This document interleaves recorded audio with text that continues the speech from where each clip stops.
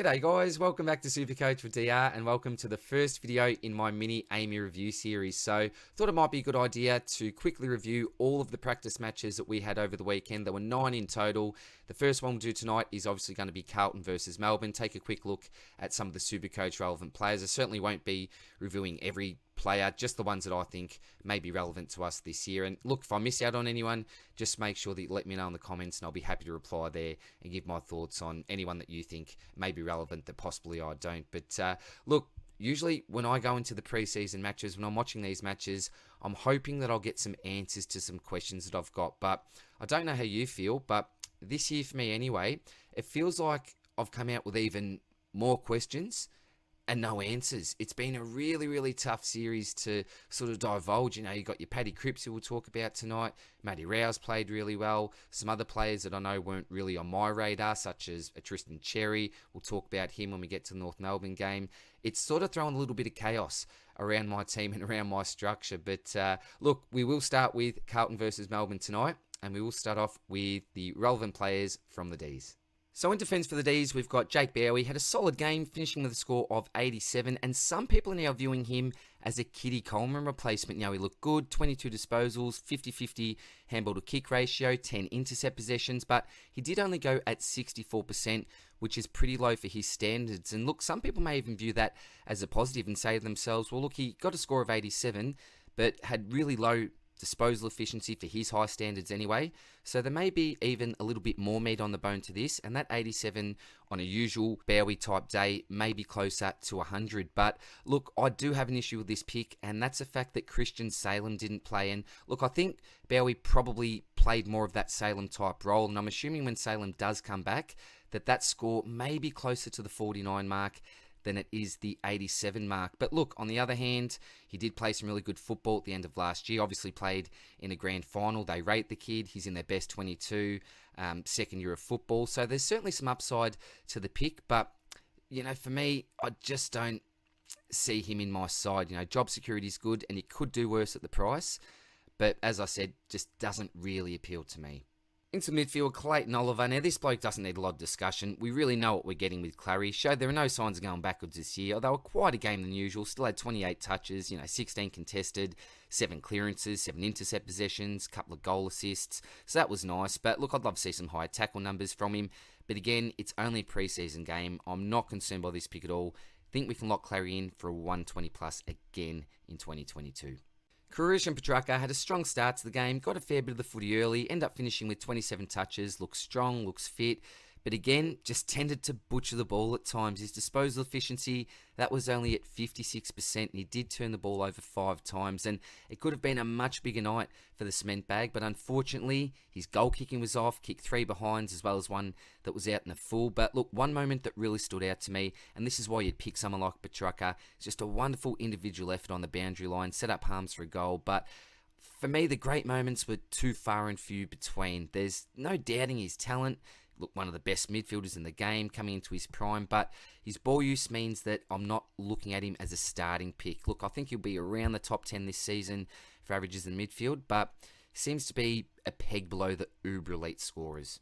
And the last D's play we'll take a look at is El Capitano Maxi Goren. Now, I swore to myself, I'm not starting this bloke this year, but I think it was in the third quarter when I decided that this man has to get back in my side. Took a lovely contested mark on the wing, then did the same in the back line, and then took an absolute ripper, finished off his good work with a goal in the forward line. He was just doing it in all areas of the ground. Had 6 contested marks in total, as well as 9 intercept possessions. He attended 49 ruck contests compared to Jackson's 23, which was okay. Look, I'm still a little paranoid that there'll be some games where Jacko gets more of a run as at R1, but Gorn really did dominate, and the score of 132 after 138 last week showed that it would be really, really hard to look past him this year. He looked like he was a little bit pissed off after the game because I think he's got really high standards for himself and the team, and, they would have wanted to win this game. I know that players sort of go in second gear, even third gear at times during a pre-season match, but Max Goren in particular is a very, very proud man,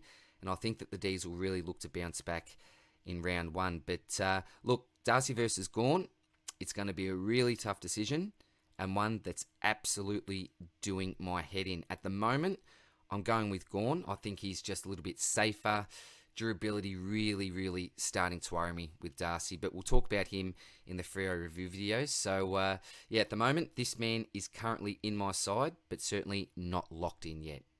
Now on to the Blue Baggers, where we actually have some pretty interesting players to discuss.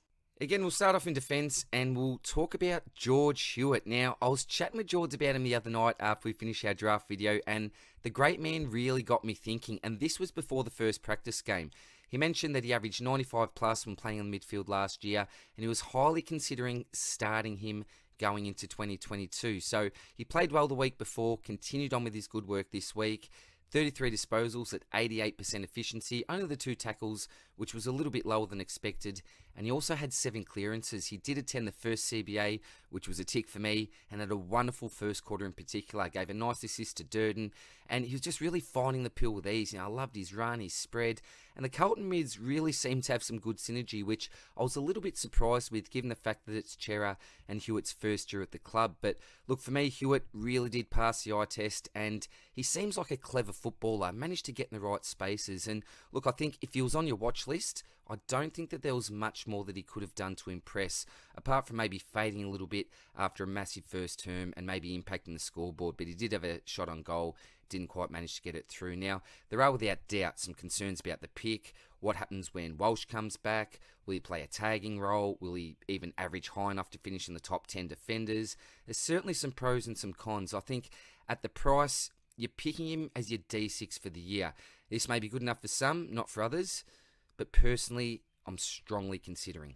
Jordan Boyd, look, I'll be honest, I didn't really notice him too much during the game, but just looking back at his stats, had the 9 disposals, 3 of them are kicks, 6 handballs, 5 turnovers, unfortunately, which doesn't really bode well for him. But look, if he plays round 1, we may have to select this bloke because there are not many options that we can select from currently, but if possible, I'd probably try to avoid.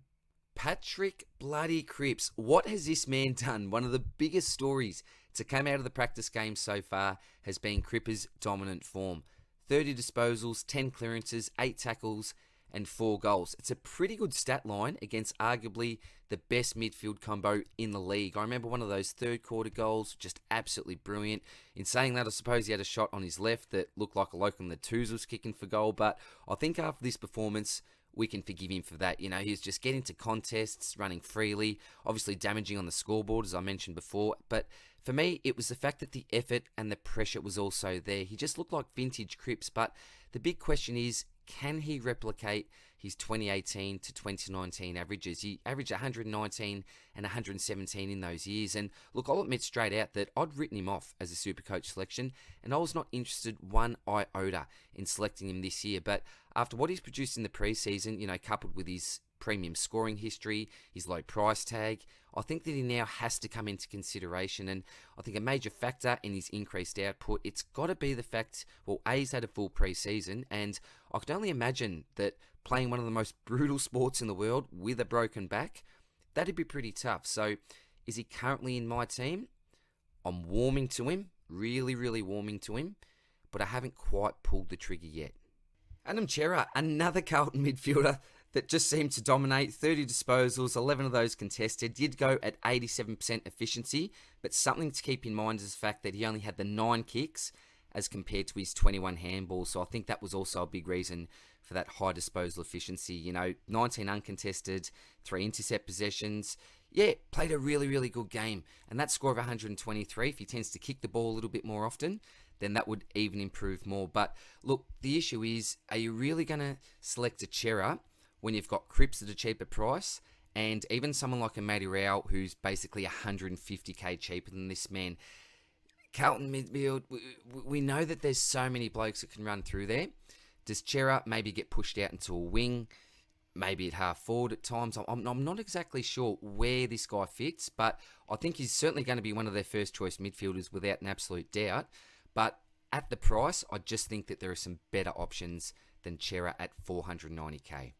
Manny Kennedy coming off a score of 107 last week, played one of the games of his life, was absolutely everywhere, found the pill with ease, similar to Crips, similar to Hewett, hit the scoreboard on multiple occasions, inside, outside, even saw him take an intercept mark. So he's putting his hand up, but for me, he displayed that forward craft and is probably the first one to be moved out of the Carlton midfield. A real smoky, a talented player, but probably can't do it myself. But I wouldn't completely write this guy off as a SuperCoach selection. Might be the ultimate pod payoff.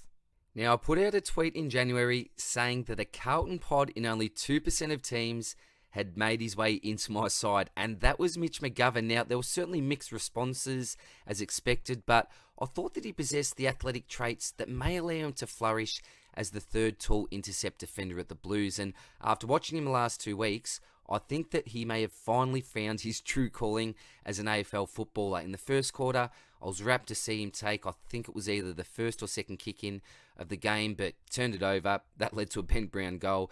But after that, he really seemed to find his groove, became composed, was reading the play well, dropping into holes, and I did notice that he was off the ground when Melbourne had one of their best runs of the night, which shows his importance, I think anyway, to their defensive setup. Took 6 intercept marks and laid 4 tackles to go along with 19 disposals, and he did get managed in the fourth quarter. Now, injury concerns must have just been part of their plan, I think, just to manage his time on grounds, but at the end of the day, it was only 62%, so I think if that reaches around the 80 mark, his score of 100, that could even be bumped up to around a 115. He displayed good pressure, won a free kick for holding the ball after a nice tackle. Another massive tick for the pick will also be his round 6 DPP, and I'm pretty much, locking that in at this stage anyway. But I think being able to swing him with, say, a Paddy McCartan type will be fantastic and open up another swing for yourself and just give yourself more options as the season progresses. Now, there are certainly some risks with the pick. His durability is terrible. His hammies, they're always going to be a worry. He's shown some good patches of form in his career, but consistency has always been an issue. But now he's got a new role, which I really think he was born for. And in my eyes, I think he can be, let's say, like a bit of a poor man's Ridley. But I would have loved to see him play with Reader in the side. But even with that, I still think he's got the role, and I still think he can score well. Scored 71 points the week before in the Petracca match against the Saints, as well as taking a few kick-ins in that match as well.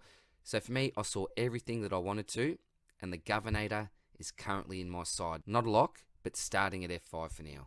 So that's my quick take on the Melbourne versus Carlton AAMI series game. Let me know what you guys think down there in the comments section, and in the next video, I'll be reviewing my boys the Lions and the Mighty Dogs. So hope that you're well, guys. Good luck with the team planning. I'll see you in the next one. Cheers, bye.